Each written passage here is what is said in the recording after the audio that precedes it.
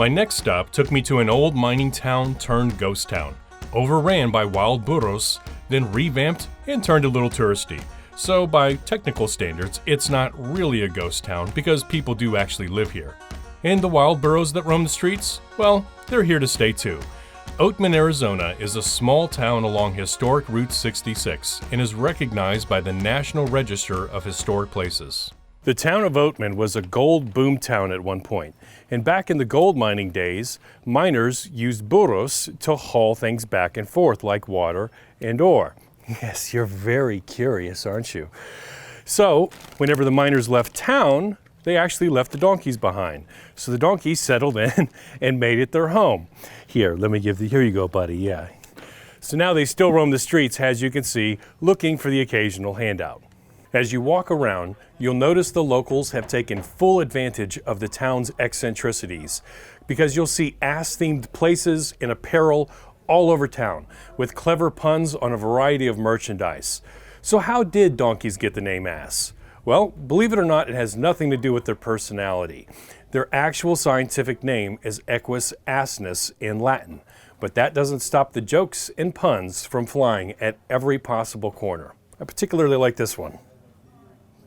Apparently, some of the local business owners prefer to keep things in the streets too, because donkeys roaming the sidewalks also means they relieve themselves on the sidewalks. So feeding them on the sidewalk encourages them to be there and might get you some ugly looks from some of the locals.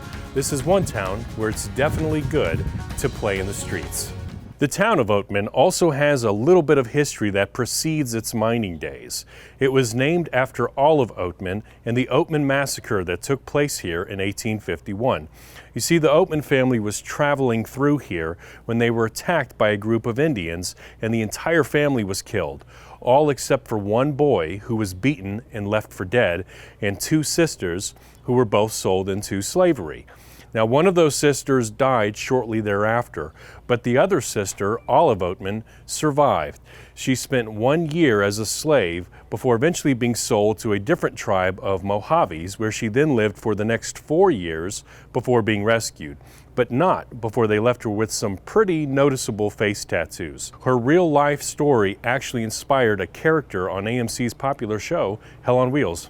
So apparently, this hotel is supposed to be haunted by an Irish immigrant named Odie who used to live here.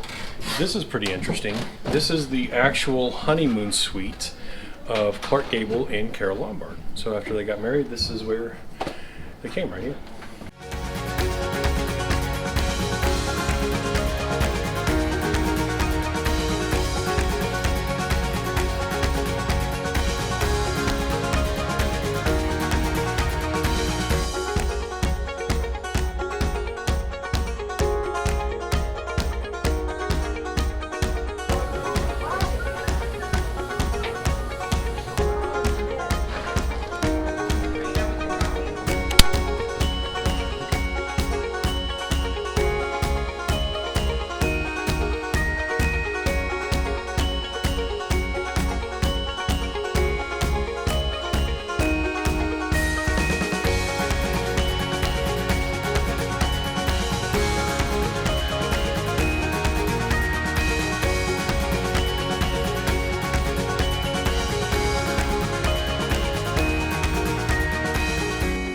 Well, this is one eccentric town I won't soon forget.